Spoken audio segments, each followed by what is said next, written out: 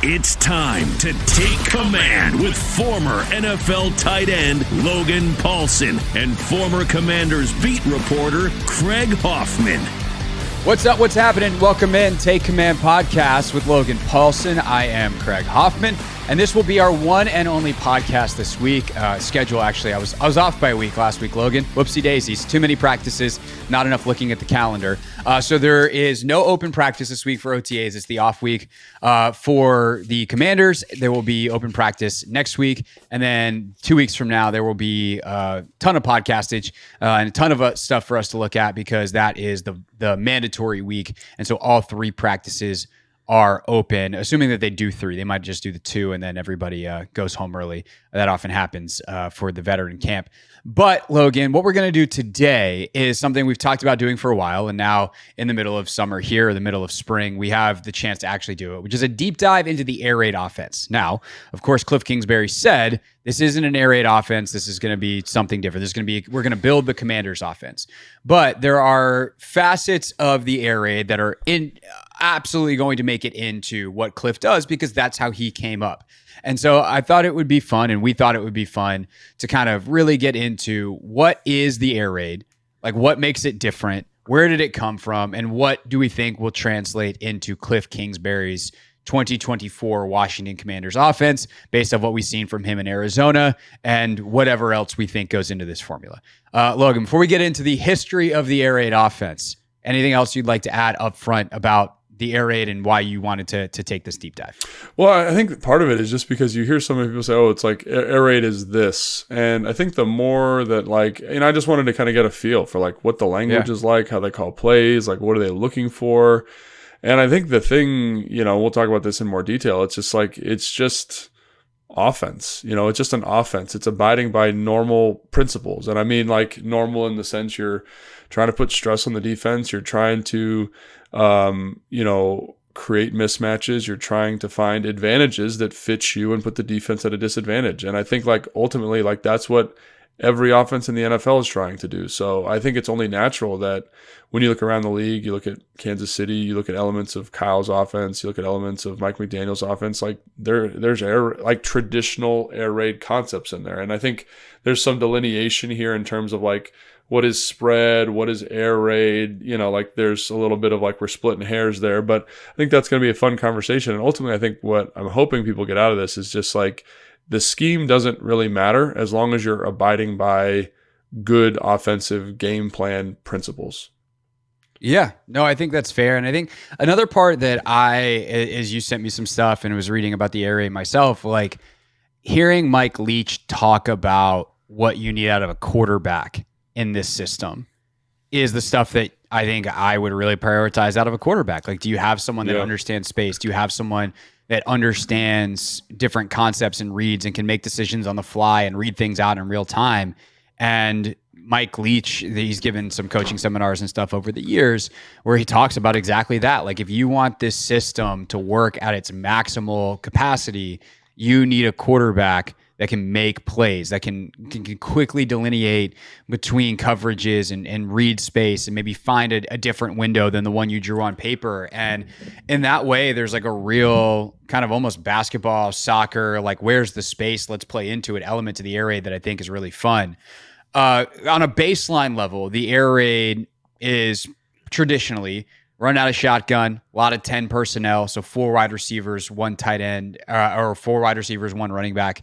I should say 10 or 0-1 personnel, depending on the version, but 10 most specifically, 1 running back, no tight ends, 4 receivers.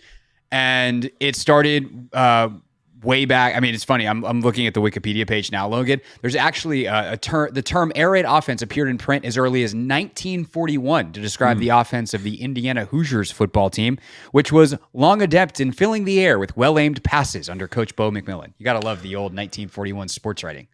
Yeah, no, but I think it's kind of the version that we are familiar with started in Kentucky, right? Right. With, so it ultimately it makes its way to the big time with Kentucky. Hal Mumme is the head coach at the time. Mike Leach is the OC and an assistant underneath him, and they see they're watching tape of someone else, and they face someone, and they are like, oh, this 2-minute offense thing, the tempo, the spread, like we can do this all the time. And at the time they're at Iowa Wesleyan, and then they ultimately take it to Valdosta State, and then they go to University of Kentucky starting in 97.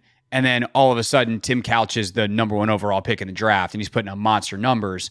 And it kind of that's where the tree starts. Yeah. But I think one thing that we both learned, Logan, in terms of like the history of the air raid is just how wide that tree got was pretty astounding. It did get really wide. And I think like, so this is the other thing. Like, I'm always a guy like, I think of it in like a very scientific kind of way, so like why was this even a point of conversation? And basically, like, at the time, like, people were running the football a ton. Like, you've got Nebraska with like that kind of, the triple option offense. You've got like all of these kind of powerful schools, and so what you get is like powerful defenses. And I think one of the cool things about these air raid coaches is they were like, if our opponent's strong, like, let's be fast. And I think that what they did is like when you add speed, when you add receivers, like, you're naturally cultivating mismatches. And I think when you look at, like, I remember going down to tight end university and watching film from like when Peyton Manning was quarterback of the Colts, like Dallas Clark was doing a talk, right? And they were in 11 personnel. And the defense was in base. They were in base defense. And so if you're in 11 personnel with 3 wide receivers and a tight end, you automatically, just by body type standard, have a mismatch, right? You have this linebacker who's 240 pounds. He's used to taking on fullbacks, who has to cover a slot wide receiver. And so, like, I think it's really brilliant. They said, well, why don't we just do that more? And then don't let the defense adjust, right? We'll keep their big personnel on the field. We'll go hurry up. They can't call these exotic pressures. We're going to insulate our offensive line through tempo. And it kind of took off. And I think you see, again, we've talked about this a bunch already, just kind of high level, but you see that those principles making they've infected the NFL. Like that is the NFL now. Like, and I think when you look, I think it's the New England Patriots in 2007, like, they're running with Wes Welker, they're running essentially from a drop back pass game standpoint, like air raid concepts, And so I think, like, that's the thing about it, is they just took a principle and they said, like, well, how do we maximize what we do and put the defense at an advantage? It's like, let's get better pass catchers against worse coverage players, and we'll win those matchups 9 out of 10 times. And I think that's, again, we'll maybe talk about this on a different show or maybe at the end of this one, but like, that's why you see defenses getting into, like, do we have a dime linebacker? Do we have a star? Do we have a big nickel to kind of like reciprocate these matchups and say, how do we kind of now match this speed that's on the field? So I think, again, you mentioned Hal Mumme, you mentioned Mike Leach and their time at Kentucky, and like, that's essentially what they're doing. And teams just did not have an answer for them. And it's not like they're doing anything crazy. Like, when you look at the concepts, it's not like, oh my God, the air raid is this insane thing. No, it's like pretty straightforward, especially in that early iteration. It's like a call is like a formation. So it's like a color. I think it's like green or blue. And then it's a number, 92. And the 9 delineates protection and the 2 delineates pass concepts. So they only have 9 pass concepts. They just ran them really fast. You couldn't get them matched up. And they had a lot of nuance and adjustment within those pass concepts, which we'll talk about in a minute. Yeah, and the other big thing here is to make the defenses defend every blade of grass, he said. I was just watching, before we started recording, an NFL Films clip you sent me on Mike Leach, which is on YouTube if anybody wants to find it, like The Pirate. They put it together shortly after Leach passed a couple of years ago. And Leach is in here from like a 2006 clip when he's at Texas Tech, talking about how we're basically the wishbone but pass. Like, the wishbone is designed to make defenses have to make decisions, put them in conflict, and defend every blade of grass. The only difference is they do it with immense amounts of running the football, and we're doing it passing. A very disciplined running game is what he says. And then he's like, we do it with a very disciplined passing game, which I think there's a lot of truth to that in the West Coast system too. There, it's just more balanced than the air raid, which traditionally is 65, 75%, some places even higher pass. Mm-hmm. Yeah, and just to be clear there, like, I know that sounds crazy, but one of the things that the wishbone does a great job of is, like, everyone in that offense, like, touches the football. You get those 3 backs back there. You got the quarterback, the tailback, and the fullback, whatever they're actually called. Some people call them a spinner, whatever you want to call it. But they all touch the football, and then they have these kind of wing backs. Those guys touch the football. And so basically, like, that principle applies to the air raid, but they're just throwing the football. And I think the thing about the wishbone that's so fun, for those of you that are familiar, it's basically like a it's like an option offense, right? But you're kind of doing like quick, tight handoffs in the backfield to kind of misdirect defense's eyes and create misfits.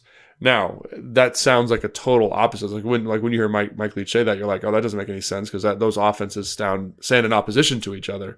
But I think what you're looking at is now we're just going to take that bunch formation and we're going to spread it out.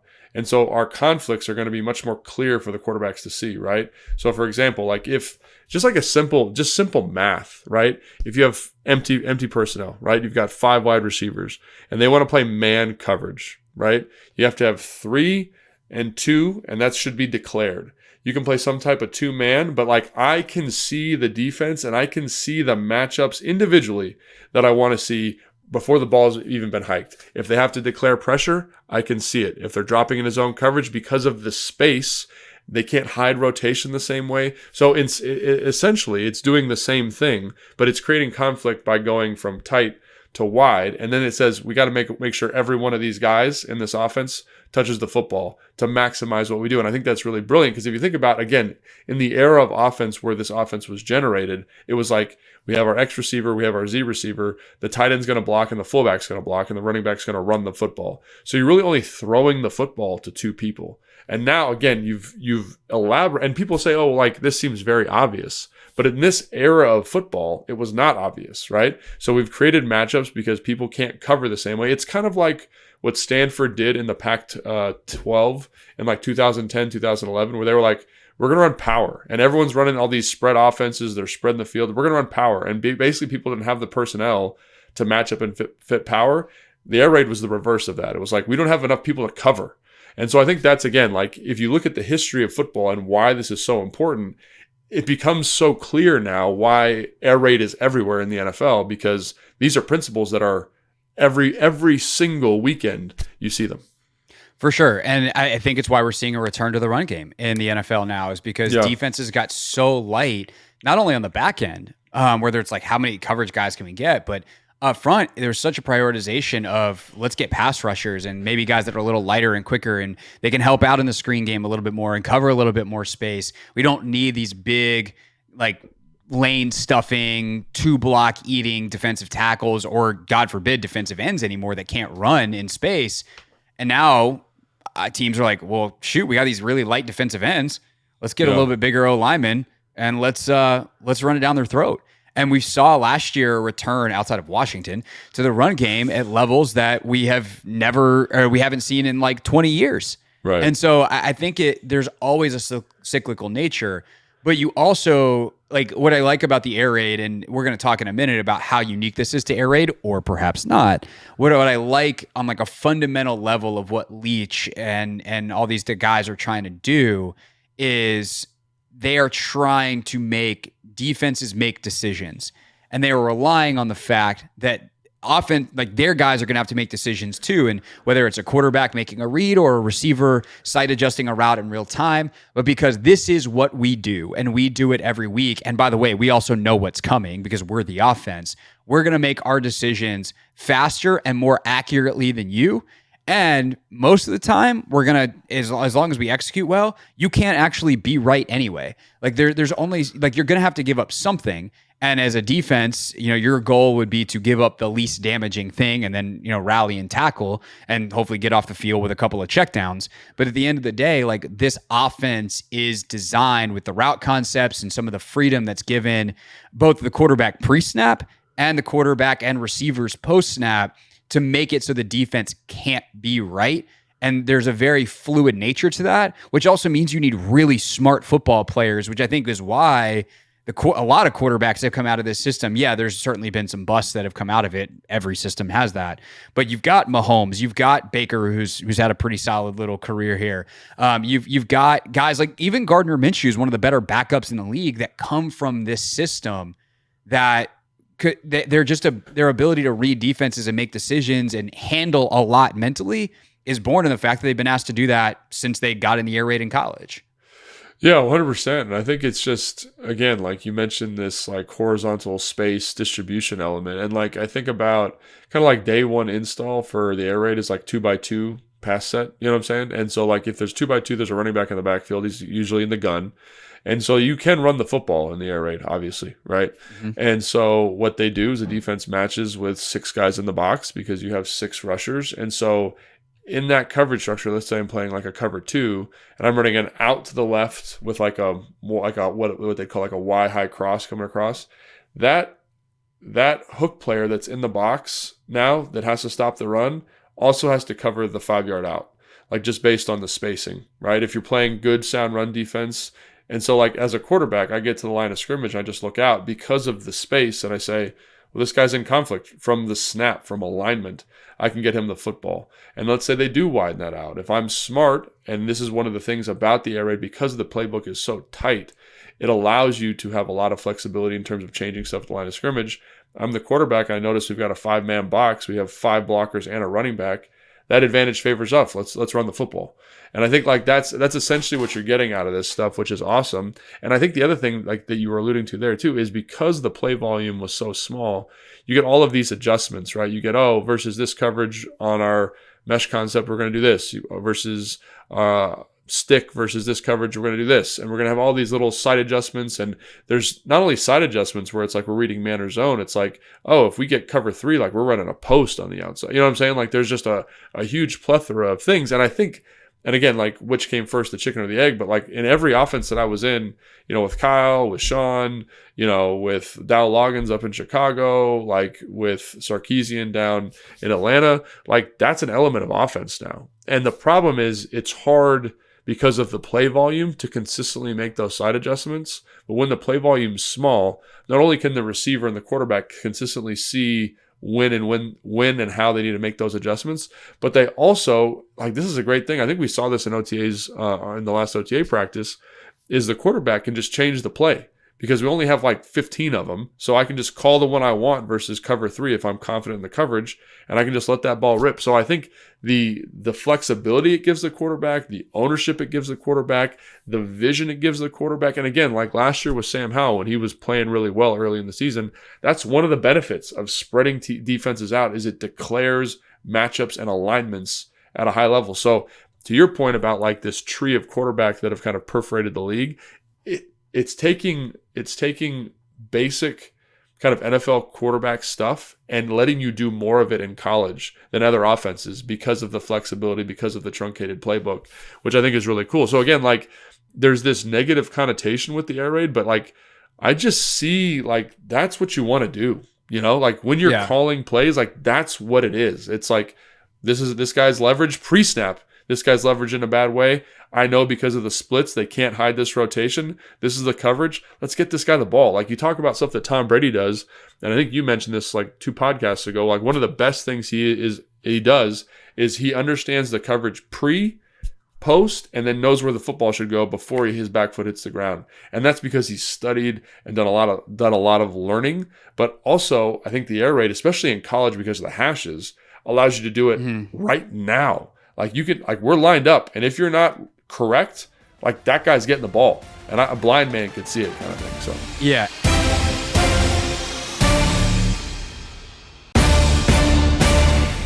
I want to get to some of the holes, if you will, in the air raid in a second. I also want to do kind of the West Coast air raid, whatever other systems we want to comparison. Yeah. But the last thing, real quick before we get to that stuff, is there's almost a playground element to it that I love when you talk about the finding space, right? Like if you and I were playing pickup football and in the backyard, our families get together for Thanksgiving or whatever, and I'm like, all right, Logan, if he's outside, I want you to run inside. If he's inside, I want you to run outside. Right? Like if we're doing that, great. And as long as we have the stuff around it to provide a little bit of structure, ultimately it's just like run to where the space is. And not everyone can run to where the space is because then everyone just runs together. But like you give these little things, like you mentioned, that are in other offenses now for sure. And who knows who stole from where. But from go, really the air raid has been like, okay, yeah, this is a vertical route, but it's a go against certain leverages and certain coverages. It's a post against whatever, because we're going to find ways to put defenders in conflict, or we're going to isolate certain guys. And I guess that we can even transition right into it, right?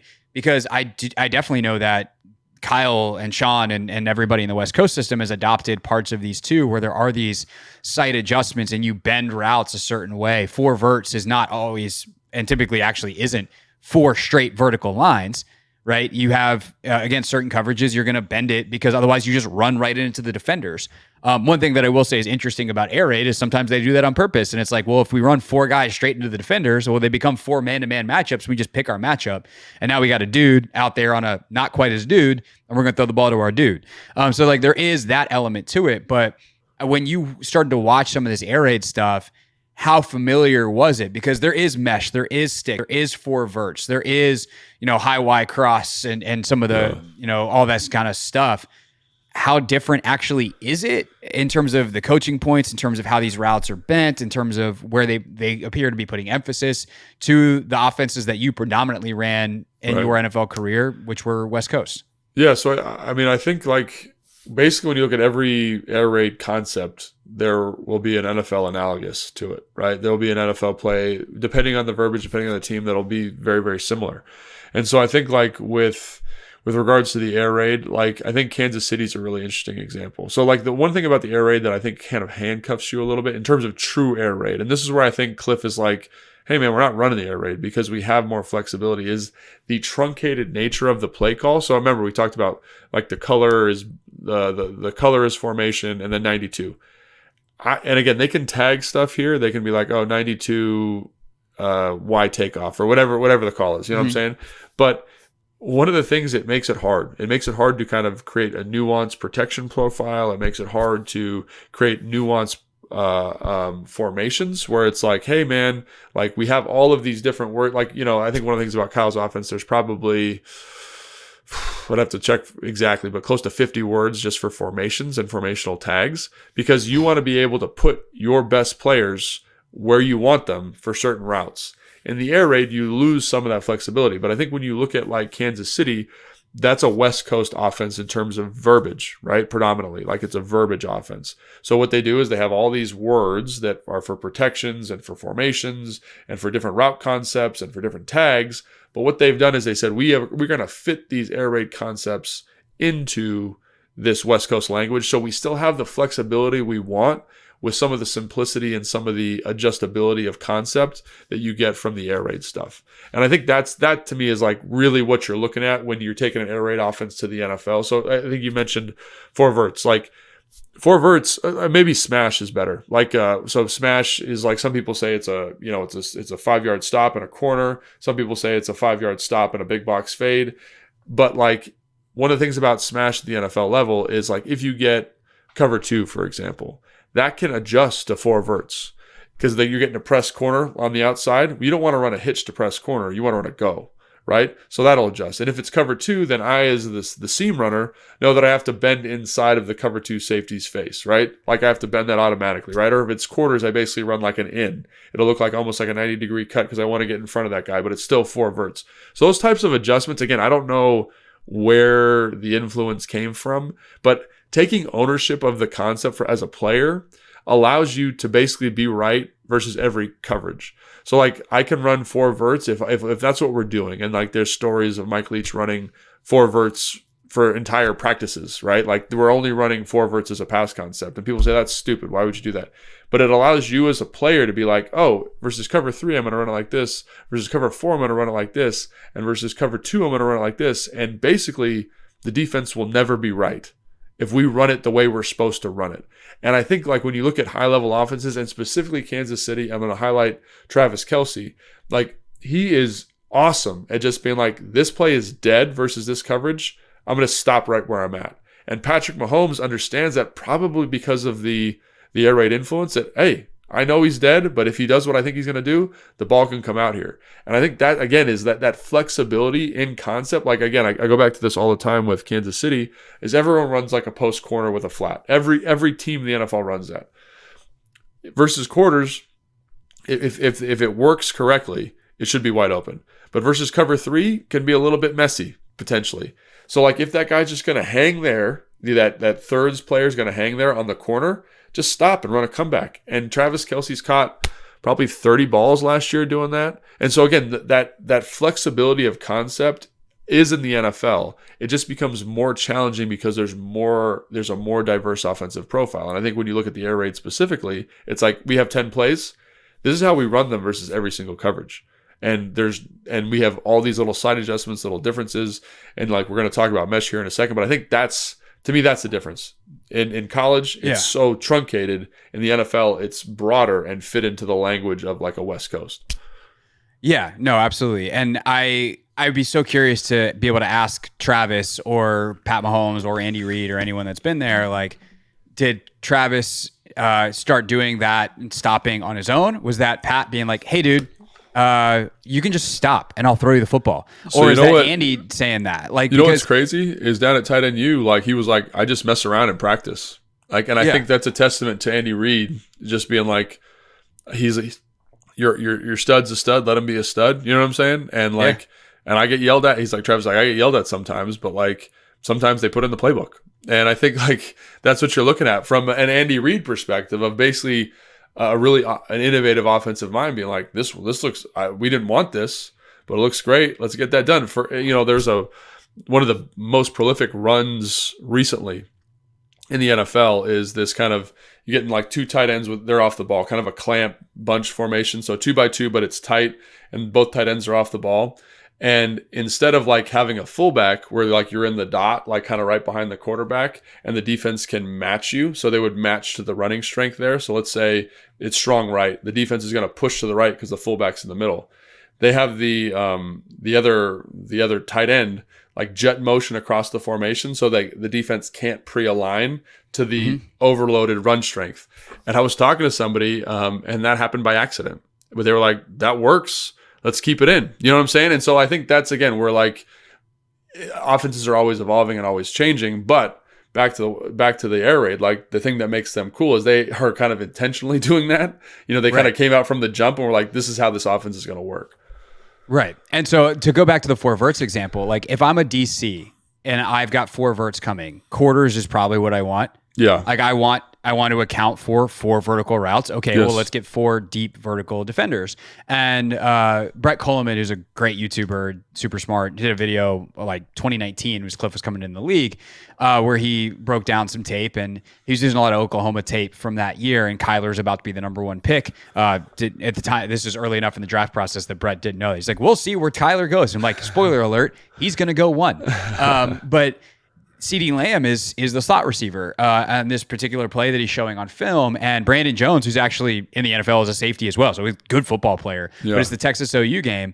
And they get CeeDee Lamb like matched up one-on-one essentially, even though it's quarters, but CeeDee's in the slot. And they create a matchup. And so when we talk about the defense never being able to be right, that's the kind of stuff that we're talking about, is because they've run these concepts against every different system, both with alignment, creativity, and kind of comfort with the route concepts. But also, I think this is where it gets fun with Kliff and the Commanders potentially, is like with matchups. If the defense knows what's coming, but they're still probably not going to like invert a safety in a corner. So if Terry lines up in the slot, even if they're like 4 verts is coming, McLaurin's going vertical, you're just stuck with a safety on Terry. Or you're stuck with Brandon Jones at Texas on CeeDee Lamb. And so I think that like there's beauty in the simplicity. And we should talk a little bit more in a second on some of the flexibility of the Commanders' pieces. But before I forget this, and before we get too far away with everyone being like, this is the greatest offense ever, why doesn't everybody run it? Because we've been super positive for 30 minutes. What are the weaknesses here? What does it leave to be desired on the table? And then maybe even how has Kliff like overcome that as he evolved the offense in Arizona to the NFL level?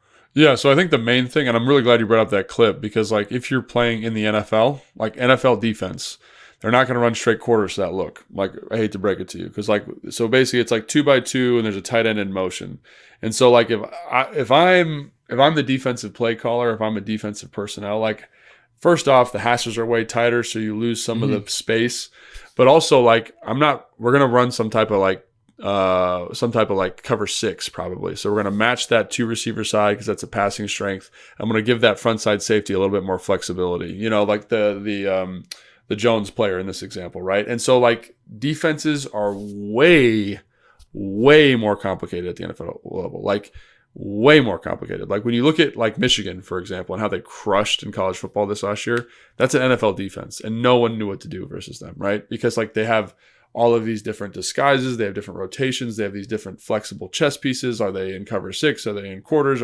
And so those adjustments that are so prevalent in the air raid offense become way more challenging because now you have to identify what the actual heck is going on defensively. So I think that's the thing, is like simplicity is good when you can identify what's happening on the defensive side of the football. Simplicity is bad when the defense is crazy complicated and you don't know what the hell's going on. Like right. when so if you're supposed to do one thing versus cover 2 and one thing versus cover 4, right. and all of a sudden they're playing cover 6, which is a hybrid of the two, right. You can't make two different decisions at once. Correct. And now the quarterback and you have to be on the same page. And the other thing about the NFL that I think it can't be overstated is the pass rush is so much more efficient. Like, so I think last year we got a front row seat to like, basically Eric Bieniemy was running a version of the air raid, right? We're going to spread them out. We're going to be in gut a ton. And I think there's a lot of efficiency you saw there. Stuff that I was excited about, right? You're like, this is awesome. But the problem is if you're in 5-man protections a lot, ask Wink Martindale. He's like, we can scheme this up and get sacks. Ask Dan Quinn, we can scheme this up and get sacks. So can we diversify our protection portfolio? Can we get in different formations? That's the other thing that allow us to find better mismatches. I think a great example of this is like the Detroit Lions offense. They do a lot of spread stuff. They got Sam Laporta playing receiver. They got Jahmyr Gibbs out wide. They move pieces around, but they get in bunches. They shift to bunches, and those shifts and motions put defense in consternation. And ultimately, that's what you're trying to do, right? You're trying to create consternation. But if you just line up in 2x2, like that's day one install for 90% of defenses, and they know exactly what to do. So that simplicity at the NFL level, because of the complexity of defenses, because of the talent defensively, because of the IQ of defensive players, coupled with the dynamic athletes rushing the passer, it just makes it more challenging. So that's why you see like Kyle, for example, he understands like, Kyle wants to throw the football as much as any offensive coordinator in the NFL.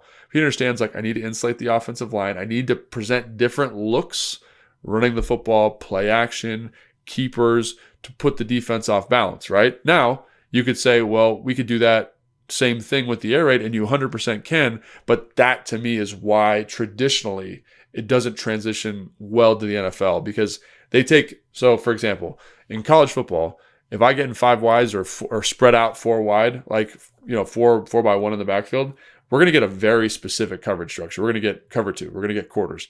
And I know that every route I run versus that coverage is going to work, right? Because we've talked about all the receivers know the adjustments. The quarterback knows the adjustments. In the NFL, no chance you're getting that. No chance you're getting anything that simple, that straightforward. So I think that's where I'd say, that's, when you look at 2021 and I was watching clips, obviously there's influences of air raid on how he calls the game, the tempo, the spacing, the concepts, but how he gets to them, I think has evolved, and I think he understands the importance of, and even when we were watching OTAs the other day, like they're in the red zone, they shift from a 2x2 to a bunch 3x1 and they motion to a 2x2. Just that forces communication, forces matchups. And I think, so when Kliff says it's not an air raid, I think that's the kind of stuff he's talking about. Conceptually, you're going to see air raid concepts, no doubt, because everyone runs them. But how do we get to them is the thing that's a little bit more layered there. Right. If an offense has mesh, smash, 4 verts, on down the list of concepts, stick, like Y high cross, like that, whatever. If I tell you those are the concepts that an offense is based off of, you're like, okay, I still don't know what offense it is. Like that's kind of the point, right? Like, yeah, right. There's not a lot of like, oh, this is a West Coast only passing concept or a air raid only passing concept at this point in the evolution, because they have come together so much. And, Mike McDaniel has taken air raid stuff and Kyle's taken air raid stuff and Kliff's taken West Coast stuff. And now, like, on this staff, which I think is really fun, is you've got Anthony Lynn, who's got a varied background. You've got Brian Johnson coming from Philly's version of what they were running with some of the quarterback run stuff, which is another thing that can be a part of the air raid, but is not a necessity. Like when Kliff had Mahomes at Texas Tech, they used some of that a little bit more. Obviously, in Oklahoma, Lincoln Riley used that with Kyler quite a bit, and Kliff used that in Arizona with Kyler quite a bit.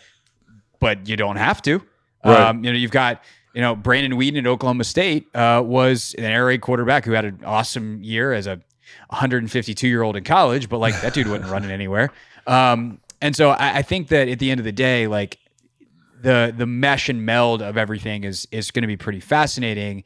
and Kliff's continued evolution on NFL proofing the system to get to the things that he wants, to make sure that with the constraints of space due to hashes, faster players, longer players, like we talk about space, like just the fact that you've eliminated some of the, sorry to these incredibly talented college football players, but inferior athletes who don't jump as high and whose arms aren't as long, like that's another 2-3 inches on a window. And go watch any throw over the middle on slow motion replay in the NFL. Those throws are missing fingertips by that much. Right. And so if all of a sudden those throws are that much more difficult, you go from a college like we can put up 6,000 yards in a season to those throws aren't available at all. And so I think that that's also really interesting of how Kliff has, through his time in Arizona, found ways to do it. And also you see the Kansas Cities of the world, et cetera, taking some of these air raid elements into a West Coast offense and taking kind of the best of both worlds and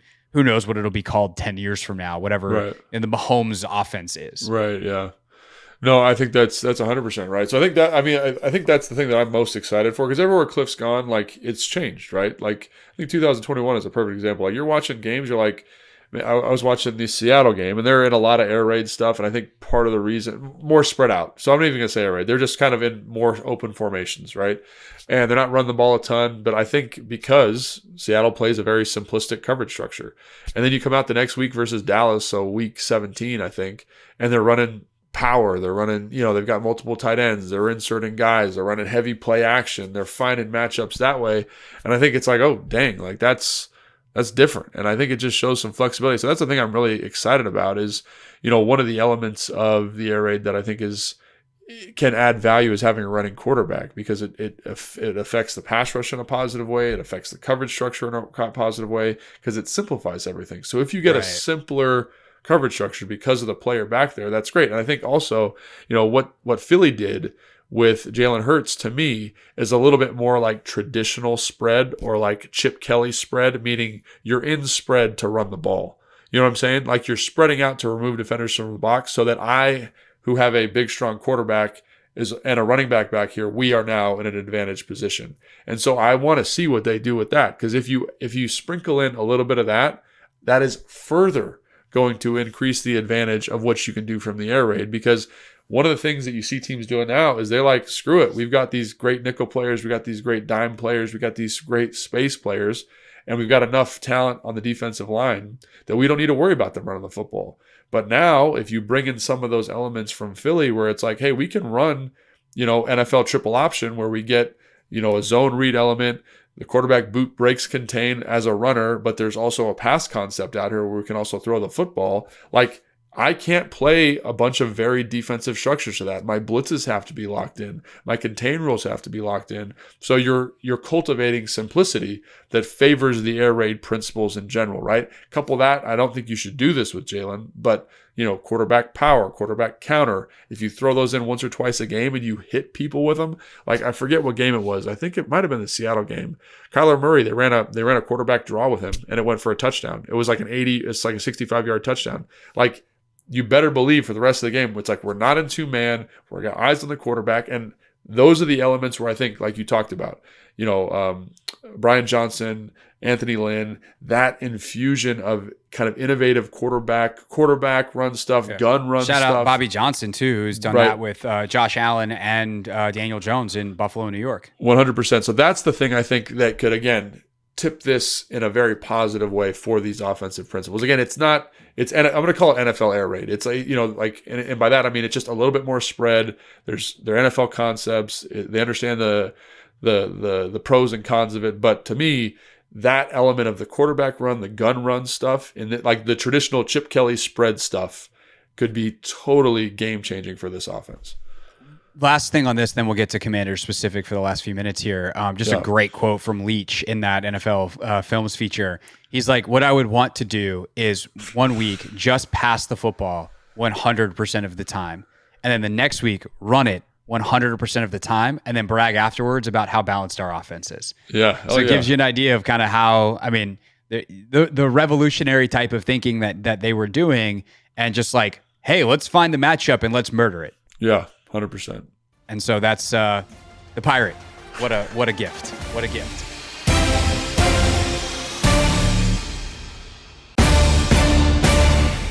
All right, so the last piece of the puzzle, Logan, for this air raid offense is what Washington does with it. You've got Terry McLaurin, you've got Jahan Dotson, you've got Luke McCaffrey on the receiver end of it, and then obviously a couple more guys we can talk about if they come up. And most importantly, you have Jayden Daniels, a quarterback who has seen his decision-making ability just skyrocket throughout his career, and especially last year, a guy who's very used to taking advantage of advantageous matchups, a guy whose legs can help create advantageous matchups. How do you like kind of the marriage of the offensive minds and certainly Kliff at the forefront of that and all the things we've talked about for the last 40 minutes with the skill players in the 2024 Washington Commanders?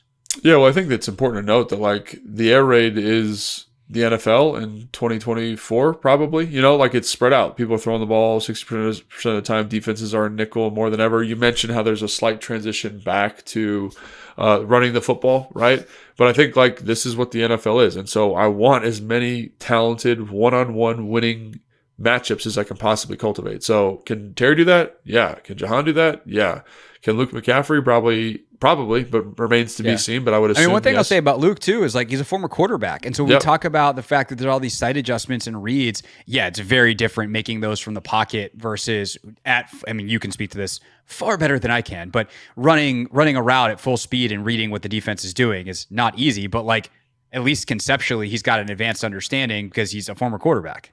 No, 1,000%. And then I think you got a guy like Zach Ertz who, when I watch practice, we talked about this the other day, but like just the stems, the ability to break leverages of the defense, the double stick, the dark arts of route running, like you've got some guys here that can win these matchups. And I think you've got a guy in Jayden, that understands like how to distribute the football. Like he gets it, like we talk about his processing, and that's ultimately what you're getting out of this offense, right? It's like quick decisions, balls out. And so again, that's really exciting for me to kind of think about that. And the other thing, I love his intellect. And I think people sleep on like the ability for a quarterback at the line of scrimmage to be like, I want to run this concept versus this shell structure, and I'm going to signal it and we're going to get that executed. That can be absolutely devastating if the guy knows what he's doing. And again, versus kind of these simpler structures they're getting early in OTAs, I think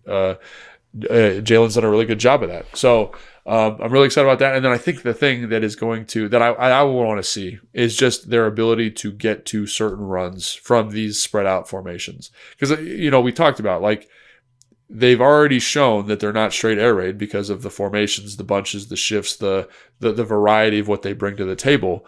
But I think that's the thing is like, how do you continue to hurt defenses and put them in conflict? Because if you're just presenting the same thing, I can adjust. I'm smart enough. I'm fast enough. I know how to adjust to the same thing. But how varied can I present each and every week? And I think in 2021, we just talked about that. He showed a really high affinity to doing that. But now you've got this piece in the backfield that's unique and different than Kyler Murray. He can see the whole field. He can attack the middle of the football field. He can run. He can be a part of the quarterback design. Right? It's just a nice element that needs to be used to the fullest. And hopefully that's what we see. Yeah, and ultimately their success offensively, this was always true, but especially with a system like this, is Jayden Daniels' ability to process. Right. How quickly and how correctly can Jayden Daniels process the things that he needs to? Is he on the same page with the receivers? Does he make the right reads? Does he see the things pre-snap that he thinks he sees and then either confirm and go or adjust and get to the next thing or realize what he needs, where he needs to be. And I think that was one of the things that's really impressive about Jayden in OTAs so far is, we think of progressions as like 1, 2, 3, 4, 5. And it's like, no, sometimes it's 1's dead because the coverage is X, which means I need to go to 4 now. And 4 is going to be open. And not always, by the way, because that's where those complex structures come in, where it's like, oh, it's cover 2 on over here. That means I need to go to the cover 4 side. Or this should be open over here. And like, oh crap, it's cover 4 over there, or cover 3 over there, or man over there. Because like, we talk about cover 6, cover 9, and it's like, oh, it's just 1 versus 2 high safeties and whatever happens. It's like, no, sometimes they play completely different coverages on both sides in modern NFL defenses.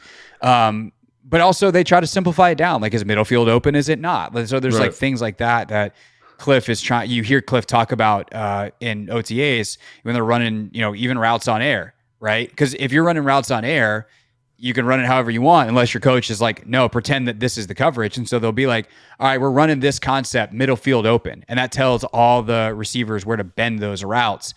And ultimately, Jayden and the receivers have to be right on that. The one last piece I wanted to ask you about is, what does this do for the O-line? And there's probably like a whole, if we wanted to get really nerdy, like podcast episode on offensive lines and air raids and the splits and like what that does and all that kind of stuff. But ultimately for Washington, with a unit that is much maligned, with a unit that a lot of people think they didn't do enough to upgrade, with a unit with, even for those of us that are not nearly as concerned as people in full on freak out mode, there's questions like who's going to play left tackle is a question. Right. What does this system and the way that you think they'll run it, run pass balance to splits to play calls to the quickness of it all, what does this do for this O-line?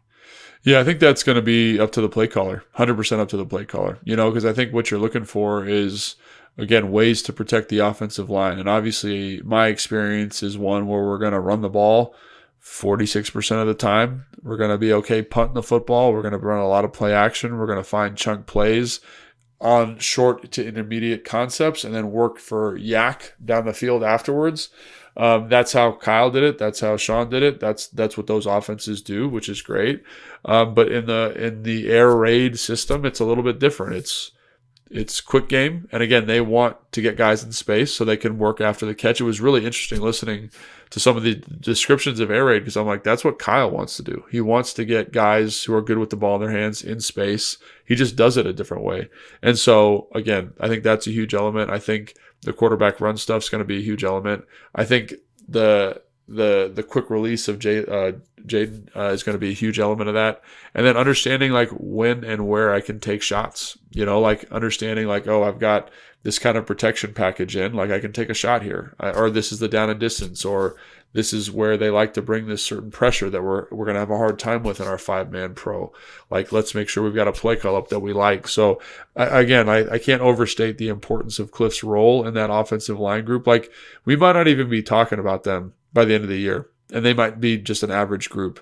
But if you're calling plays effectively, like, it works. And I think when you look at like the Miami Dolphins before Mike McDaniels got there, was the worst group in the NFL. He got there, and it wasn't like they brought in a whole bunch of new pieces. They kept the same guys. They just called plays differently, and they emphasized different things from that group. And Tua got the ball out of his hand incredibly quickly, and now no one even talks about them. It's not even a point of conversation because they understand how to deleverage them. Same thing with Kyle. Like, when you look on paper, obviously they have Trent Williams, but outside of them, they're not. It's not like the great like this great wall of humanity. It's the play caller, and so that's where Kliff and his understanding of what those guys can and can't do, when and how he can do things, is going to be incredibly important for that group's success. No doubt. We'll obviously be breaking this down all year long. So if you're not subscribed to Take Command, now is a good time. Also, you got no more listening to do because the podcast is basically over. We'll be back next week. Just a one pod a week for us. I'm doing some travel at the tail end of the week.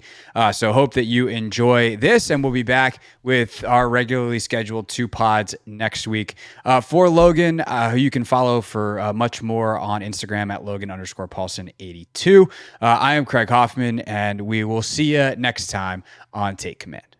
Thanks for watching this clip of Take Command, which has a brand new home. That's right. You can watch on YouTube at the Team 980. You can also listen to full episodes in the free Odyssey app, which is now enabled with Apple CarPlay. So we'll just, follow you around.